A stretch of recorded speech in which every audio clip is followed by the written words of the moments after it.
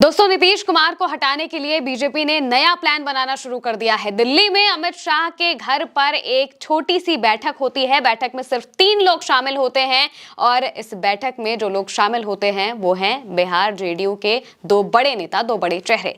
पहले संजय झा और दूसरे ललन सिंह। ये दोनों नेता जो कि जेडीयू के लिए बहुत अहम है, इन दोनों के साथ अमित शाह बैठक करते हैं और बैठक का मुद्दा होते हैं नीतीश कुमार। अमित शाह सवाल पूछते हैं कि क्या नीतीश कुमार ने अपने उत्तराधिकारी के बारे में कुछ सोचा है? उनके जिस तरीके का स्वास्थ्य रहता है, उनके बाद कौन कुर्सी संभालेगा, इसके बारे में क्या वो कोई विचार कर रहे हैं? पार्टी की कमान कौन संभालेगा और सरकार में कौन रहेगा, इसके बारे में क्या उन्होंने कोई सोच विचार किया है? ये सवाल अमित शाह पूछते हैं। अब इसके बाद जब से ये खबर सामने आई है, जब से ये रिपोर्ट सामने आई है, तब से बार बार इस पर बात हो रही है कि आखिर अमित शाह को जेडीयू की इतनी ज्यादा चिंता क्यों हो रही है। जेडीयू की पार्टी किस तरीके से चलेगी, कैसे नहीं चलेगी, इसकी चिंता नीतीश कुमार को होनी चाहिए, अमित शाह को क्यों हो रही है? तो दरअसल अमित शाह अपनी चाणक्य बुद्धि लगाकर एक नया समीकरण बनाने की कोशिश कर रहे हैं और वो नया समीकरण ये है कि इसमें बीजेपी का मुख्यमंत्री होगा और निशांत कुमार को डिप्टी सीएम बनाने की कोशिश की जाएगी। नीतीश कुमार को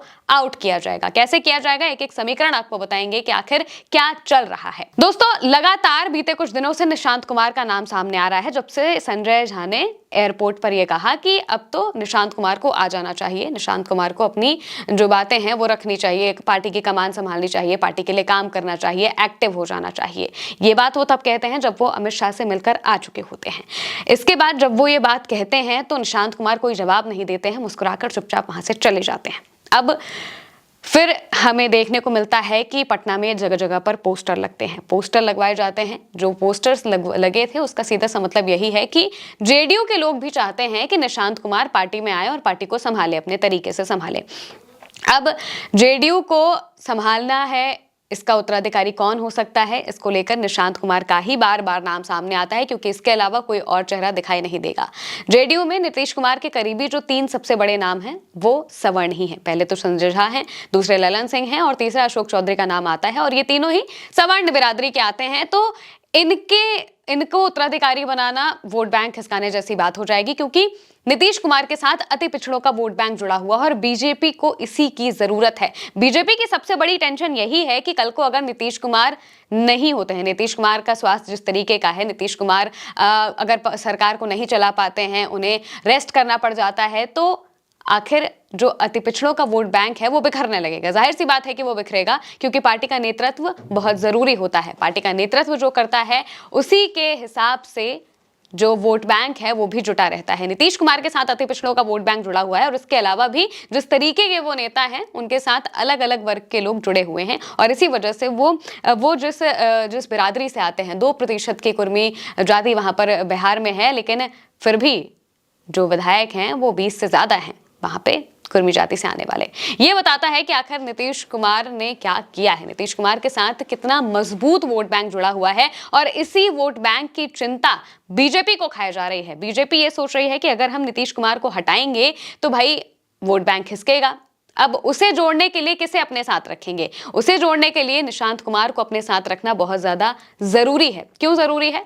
क्योंकि निशांत कुमार ही वो चेहरा है, वो नाम है जिसके नाम पर जितने भी नेता हैं, विधायक हैं और वोट बैंक के जो लोग हैं वो सब जुड़ेंगे। इसके अलावा किसी नाम पर वो एक साथ नहीं हो सकते हैं, क्योंकि जाहिर सी बात है कि जब भी कोई बड़ा नेता अपनी पार्टी बनाता है, जिसने अपनी पार्टी को सींचा है, संभाला है और लोग उसे काफी पसंद करते हैं, तो उनके बेटे पर वो ज्यादा भरोसा करते हैं। और इसके कई उदाहरण हमने देखे हैं, चाहे वो लालू प्रसाद यादव का हो, चाहे वो मुलायम सिंह यादव का हो, या इसके अलावा भी जो अलग अलग राज्य है वहां पर भी अगर आप देखेंगे तो जो जनरेशनल पॉलिटिक्स है उसके हिसाब से बेटे पर जो वोटर्स हैं वो भी भरोसा करते हैं और साथ ही साथ जो विधायक होते हैं वो भी भरोसा करते हैं। और इसी वजह से निशांत कुमार को सामने लाने की बात बार बार हो रही है। नीतीश कुमार अब तक ये चीज नहीं चाहते थे, नीतीश कुमार को ये चीज नहीं चाहिए थी कि परिवारवाद का आरोप उनके ऊपर लगे। इसी वजह से उन्होंने आज तक अपने बेटे को कभी आगे नहीं बढ़ाया। चुनाव से पहले भी बार बार उनका नाम सामने आ रहा था, निशांत कुमार को लेकर पोस्टर्स लग रहे थे, बयानबाजियां हो रही थी, लेकिन उन्हें आगे आने नहीं दिया नीतीश कुमार ने। उन्होंने ही सारी चीजों को मना कर दिया कि नहीं, अभी कुछ नहीं करना है।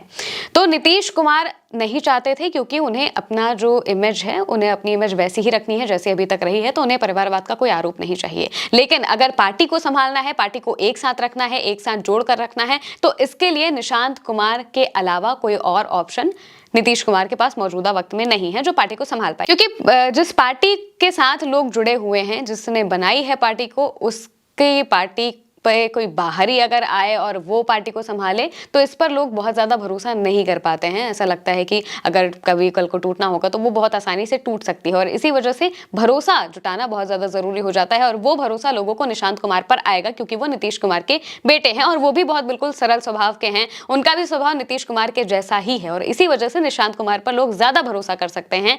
तभी बीजेपी चाहती है कि निशांत को अपने साथ रखकर हम नीतीश कुमार को आउट करने की कोशिश करें।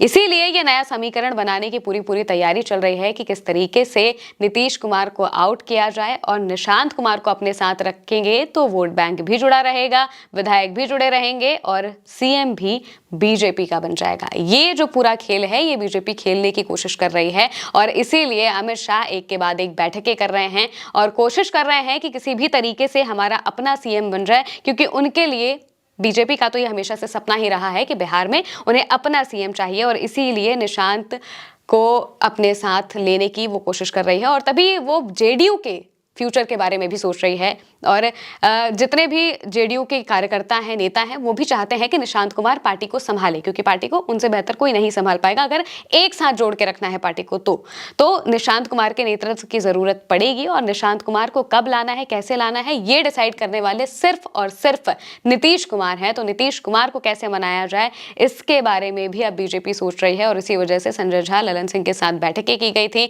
इसी वजह से बयान भी सामने आए थे, जैसे बयान उन्होंने संजय झा ने दिया था निशांत कुमार को लेकर के निशांत कुमार को पार्टी में आना चाहिए और पार्टी की कमान संभालनी चाहिए।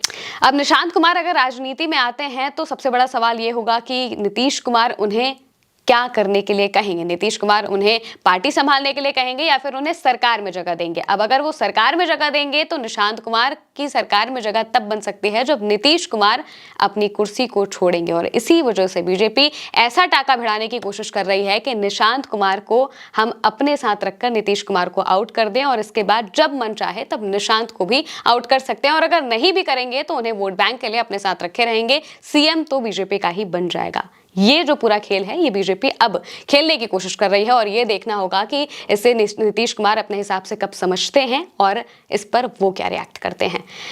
फिलहाल के लिए मेरे साथ इस खबर में इतना ही। आप देखते रहिए उल्टा चश्मा यूसी। मैं हूं महिमा। नमस्कार।